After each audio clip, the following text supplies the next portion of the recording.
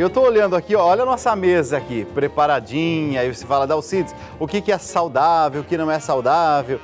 Eu vou olhando aqui nessa mesa e vai me chamando a atenção o seguinte, que eu estou achando que tudo isso aqui está saudável e está bonito.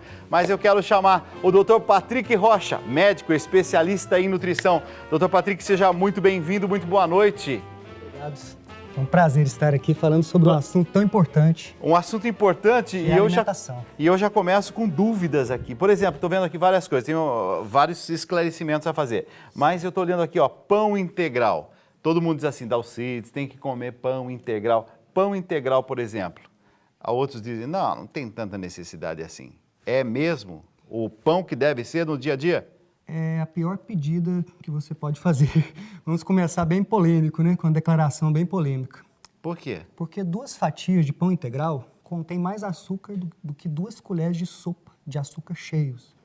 Um cardiologista chamado William Davis, lá nos Estados Unidos, escreveu um livro sobre isso, chamado Barriga de Trigo. E ele começou a estudar e a comparar o trigo convencional, esse pão que a gente considera o pão branco, sim, com o pão integral. E ele descobriu, não só ele, mas vários estudos de grandes universidades, como a Universidade de Harvard, a Universidade da Califórnia, que o pão integral, ele eleva o açúcar no sangue muito mais do que o próprio açúcar puro, né? Então, a gente já começa aí com eu já tô polêmica. aqui. Eu fui tão assim certo, pão integral. Eu falei, vamos começar no segundo. Então, esse aqui, Ana Maria, já pode levar embora que o pão integral não passou no nosso exame, foi isso? Obrigado. Se o seu objetivo é ter uma boa saúde... Não. Não. Então, ó, vamos falar mais, outras curiosidades, roda a vinheta saúde, vamos lá.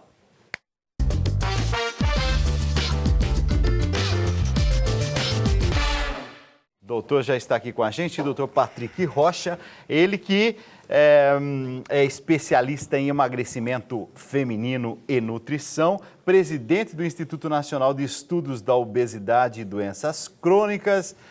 Ele tem um projeto de um e-book best-seller Emagreça com o Dr. Rocha. Doutor, já estou vendo aqui pelo currículo, então eu vou ter que levar mais a sério mesmo as coisas que o senhor está falando. Mas não é só isso não, tem outras coisas também. Por exemplo, a gente pode comer de tudo, mas é a quantidade, Dalcides, isso é que importa. Isso está certo ou também é um mito que vai ser derrubado? Vamos derrubar esse mito agora também. Também? Porque tem alguns alimentos que... Uma coisa é você ter uma saúde boa, um metabolismo funcionando a todo vapor. Ok. Agora, quando você fala em alguém que já está com ganho de peso, com sobrepeso ou obesidade, que hoje no Brasil é 55% da população adulta, 1/3 das crianças, ou pior do que isso, quem já desenvolveu diabetes, eu tenho um programa para diabéticos também, que já está num estado mais avançado, a gente tem que falar sobre alguns alimentos que são veneno mesmo, porque quem não é pode se tornar. E nós estamos hoje no Brasil com 14 milhões de diabéticos e com a previsão aí de um aumento aí muito substancial nos próximos 5 anos. Olha, falando de diabético, de Parnavaí, no Paraná, é o Wilson Brescancin. Ele está dizendo que ele é diabético, estou usando alimentação inteligente do Dr. Rocha faz 9 meses e a partir das primeiras semanas os meus índices de glicemia melhoraram. Diminui pela metade os meus remédios e emagreci 4 quilos, por isso eu estou recomendando essa alimentação inteligente, diabetes controlada. Mas o que é essa alimentação inteligente, doutor? A alimentação inteligente, eu chamei ela de alimentação inteligente, porque ela já foi adotada pelo governo da Suécia. Então, lá eles pesquisaram, começaram a levar mais a sério o que nós chamamos de níveis de evidência científica, que são estudos que levam a sério a questão da saúde, né? Não são baseados em achismo, são estudos como ensaios clínicos randomizados, como meta-análises, que mostram que a alimentação para quem é diabético ou para quem já está com sobrepeso ou obesidade, ela tem que ser de baixo carboidrato. E o que é carboidrato? Carboidrato é açúcar. Aquela primeira pergunta que você me fez sobre... Aquela massa gostosa, por exemplo? Aquela massa gostosa, aquele pão integral que você me perguntou, aquela barra de cereal, isso tudo é carboidrato. Então, a barrinha de cereal, eu uso uma barrinha de cereal, ao longo do dia eu vou comendo nada, está errado? Está errado. Se o seu objetivo é ter uma boa saúde e chegar aí aos 50, 60, sem diabetes ou sobrepeso ou obesidade, é bom que você comece a pensar que essa alimentação ela tem que ser de baixo carboidrato. Né? Adoro as dicas do Dr. Rocha, ele sabe o que diz, é a Cláudia de Papagaios, Minas Gerais. Ana Maria, tô vendo essa mesa abundante, pode escolher um produto aí, traz aqui, vamos ver se passa pela análise ou não. Opa, Ana Maria já foi direto no chocolate. Esse é o preferido das mulheres, né? Dizem que comer um pouquinho de chocolate é algo bom, é positivo. Positivo É desde isso que ou não? positivo desde que seja um chocolate com alto percentual de cacau. Pelo menos 70%, 85% é o ideal. E acaba sendo um chocolate mais amargo, porque o que chamam de chocolate, na verdade, é pasta de cacau com muito açúcar. Quando eu falo açúcar, eu estou falando aí de um outro alimento que pode trazer problemas. Agora, é aquela história. Pequenas quantidades aí, como uma sobremesa, um quadradinho desse, o difícil... Um quadradinho desse aqui, tudo bem. Eu estou vendo aqui, o que é esse aqui? É 85? É meio amargo. Quando fala meio amargo, já é para cima de 70 ou não? Geralmente acima de 50, né? De 60, já é meio amargo. Isso aqui, por exemplo, pode ser uma sobremesa? Se for meio amargo, sim. Sim? Com certeza. Então quem está em casa também, se está com vontade de comer um negocinho desse aqui, não há problema. Não vai ser nenhum problema maior, não. Com Doutor, certeza. tenho dúvidas em... Nossa, mas tem muita pergunta chegando. Bom, vamos aqui para mais perguntas, questões. Pelo nosso WhatsApp, você também pode entrar em contato pelo nosso site, redevida.com.br/tribuna, esse é o endereço. De Iguatu, no Ceará, a Vicentina está dizendo sobre reumatismo. Tenho reumatismo, tem alguma alimentação que vai ajudar nesse caso? A alimentação inteligente, que é a alimentação de baixo carboidrato, ela ajuda bastante, porque nessa alimentação nós retiramos esse excesso de pães, de massas e também o excesso de óleos vegetais poliinsaturados, óleo de soja, óleo de canola. Esses óleos, eles são inflamatórios e pouca gente sabe disso. E nós tiramos isso aí e substituímos pelo bom e velho, a margarina, aliás, a manteiga, né? A margarina é veneno, ela vem do óleo de soja. E Margarina é veneno? A margarina é veneno. Ela é um extrato, ela é produzida pelo... A manteiga já é um alimento saudável. Alimento saudável, temos ali, acho que é a manteiga esse aí, não é, Ana Maria? Pode trazer, Vamos lá. Aí nós temos muita já pode coisa trazer boa mais um também, dele. Ana Maria. E a simples retirada desses óleos do cozimento e colocando a manteiga no lugar, já traz melhoras incríveis, né? Eu tenho depoimentos assim diariamente. Então é para comer manteiga, isso que nós estamos vendo aqui. É para comer manteiga e vou além. Se for para cozinhar, pode ser banha de porco também. É mesmo? Sim. Banha de porco lá das nossas avós? Das nossas avós.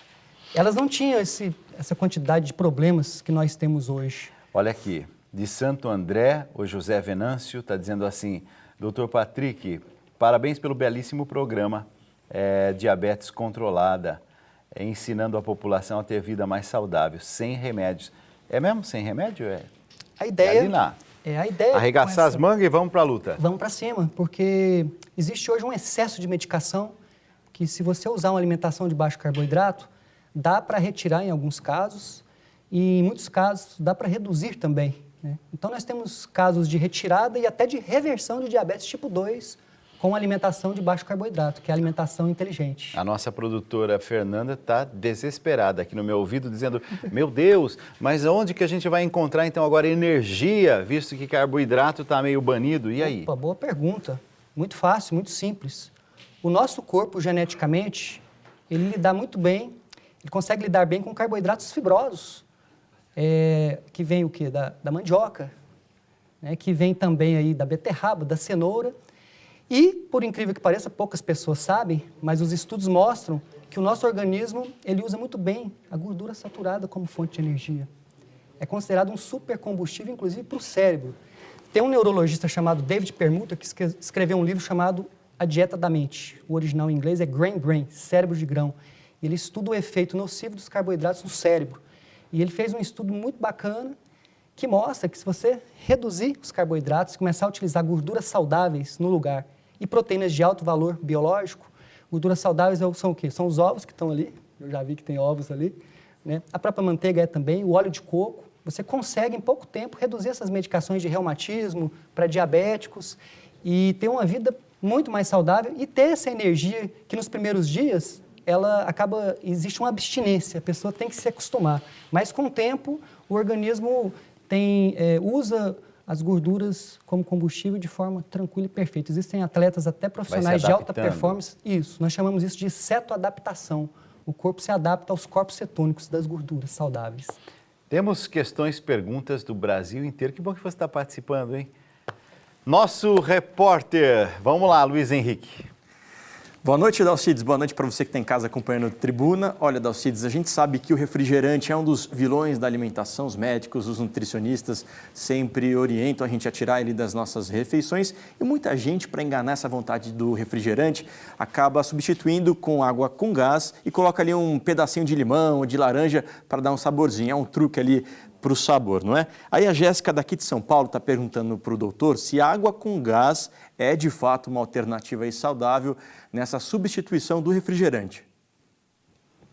Com certeza, é uma ótima opção para matar essa vontade, porque o refrigerante, ele, independente de ser diet, de ser zero ou de ser normal, ele tem umas propriedades muito adictivas, né? Ele realmente causa uma dependência, ele estimula centros de prazer no cérebro e colocar essa água gaseificada com limão é uma excelente opção. O Rogério aqui de São Paulo está dizendo assim, a hora que o Luiz Henrique começou a fazer a pergunta, ele disse assim, mas meu médico falou que água com gás também não é bom. Rogério, está certo ou está errado? O médico do Rogério? Ele precisa de se atualizar, né? Sei. Realmente não há problemas. É coisa do passado? É coisa do passado. É claro que nós não podemos deixar o ótimo ser inimigo do bom, né? Quer dizer, o ideal é tomar água pura mesmo, uma água que venha de uma fonte próxima, que não percorra muitos quilômetros nesses galões, que formam xenoestrógenos. Mas nós estamos vivendo um período que quase tudo é contaminado, né? Então nós não podemos também entrar assim numa paranoia. Eu não consigo comer de 3 em 3 horas. Não precisa? Não precisa? Não, de forma alguma. Ah, mas doutor, então tudo que nós aprendemos está tudo meio errado, então é isso? Eu costumo brincar, Dalcides, que se nós fizermos tudo o contrário do que dizem atualmente, nós vamos estar no caminho certo. Falando em caminho certo, vamos ver as frutas então, se nós estamos no caminho certo. Vamos lá. Ana Maria vai trazer aqui agora um prato de fruta. Tem mais fruta lá? Não tem, né, Ana? Não, é só isso aqui.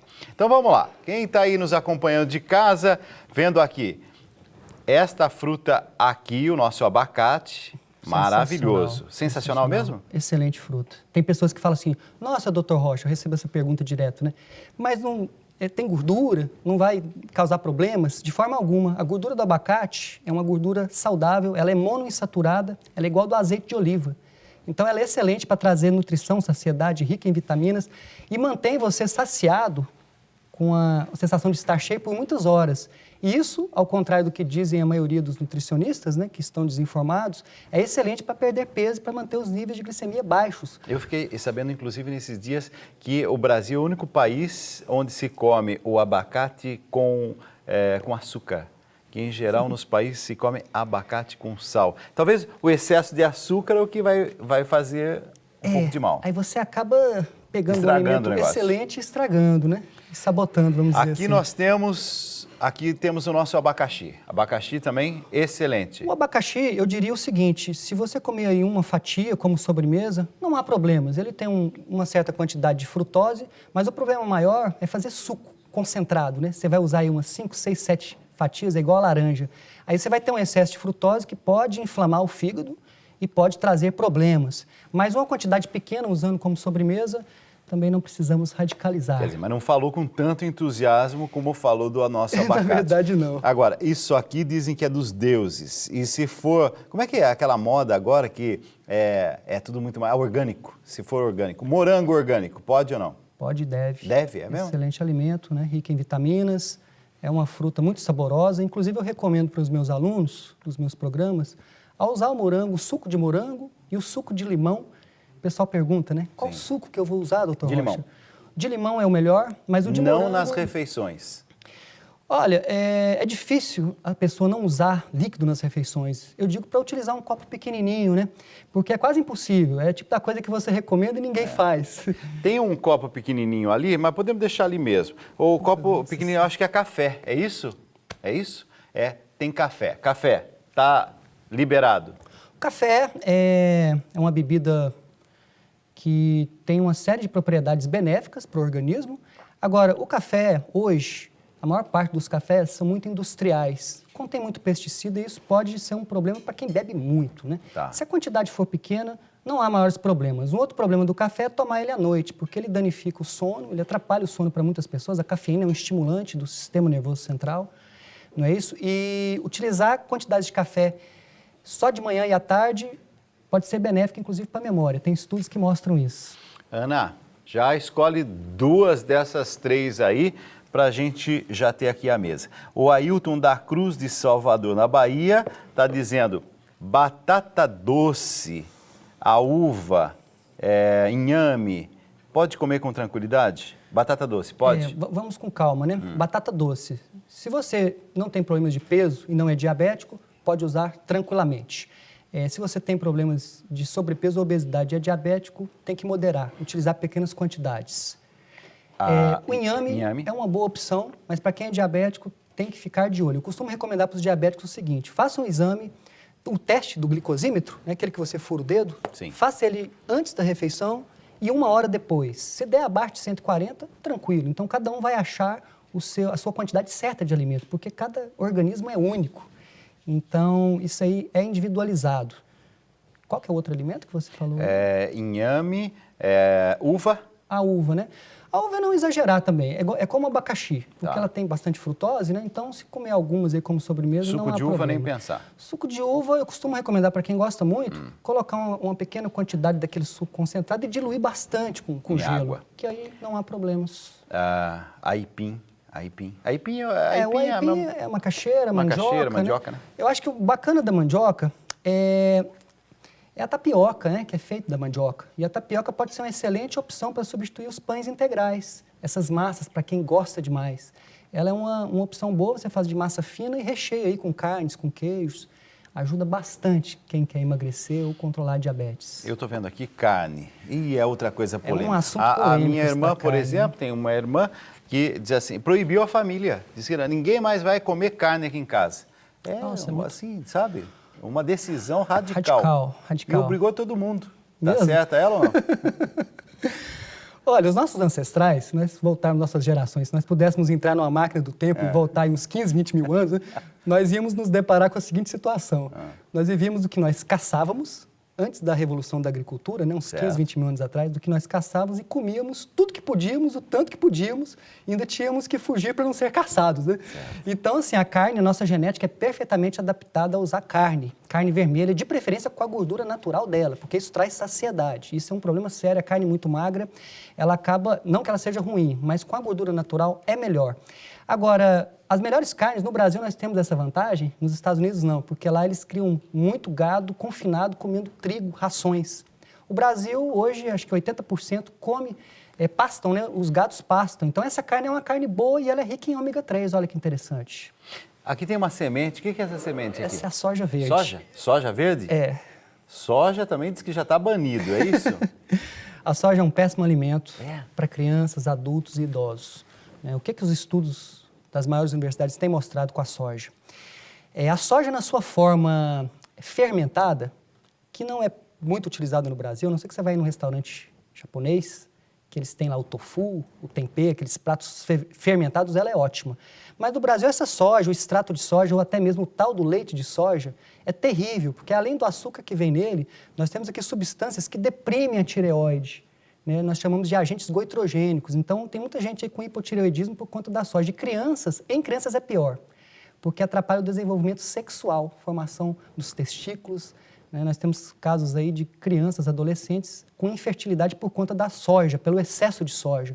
Então, é um alimento que, se não for fermentado, que não é da nossa cultura, é bom evitar.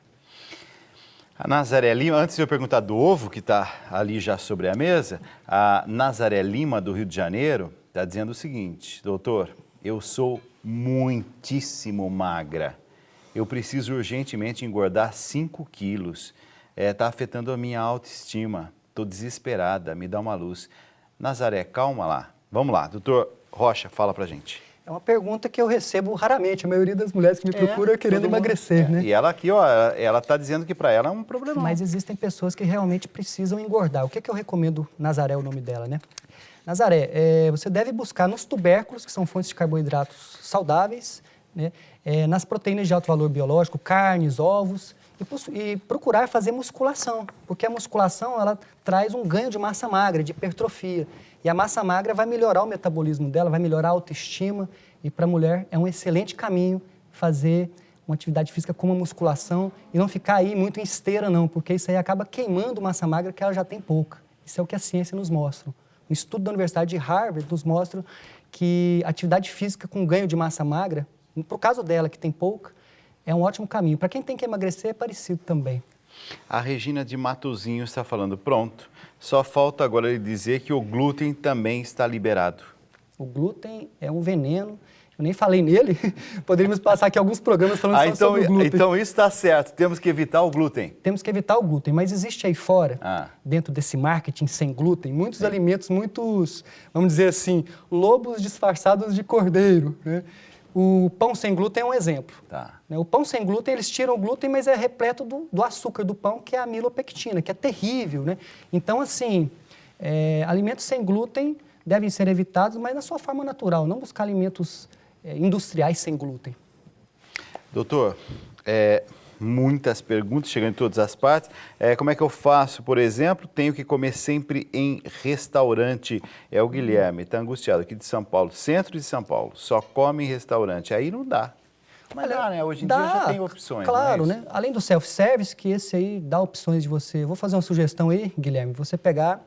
e encher o seu prato. Aqui em São Paulo existe esse hábito que eu considero muito saudável, né? Fazer aquela entrada com bastante folhas, temperados, regado a azeite, né? Pode colocar um pouco de sal sem problemas. E depois, entre aí com um generoso pedaço de carne ou de peixe, né? Com a sua gordura natural, sem medo de gordura. Tá de bom tamanho. Tá de bom tamanho. Pode colocar alguns tubérculos também, cenoura, beterraba, mandioca, né? Não precisa desesperar. Se for à la carte, que costuma ser o maior problema, porque vem aquelas porções generosas de arroz, aquele exagero todo do macarrão, né?